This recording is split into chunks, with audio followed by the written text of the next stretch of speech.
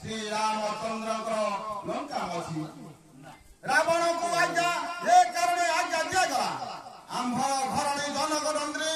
चले कर लक्ष्मी सीता कमला की ताहाको चोराई आनी लंका गड़े अच्छी रखी दुर्बुद्धि छाड़ी मरण गणी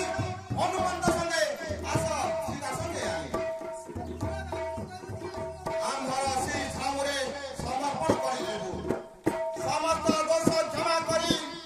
तोर ठारे हृदय हाला आज्ञा प्रति पालन न कले जले स्तये अनले स्वर्ग मर्तकी पातले तोरे केही रक्षा करि पारिबे नाही अवश्य नाश दिबो सत्य सत्य सत्य श्री सत्यवादी श्री रामचंद्र को आज्ञा सुनि रावण महाकथा रहेला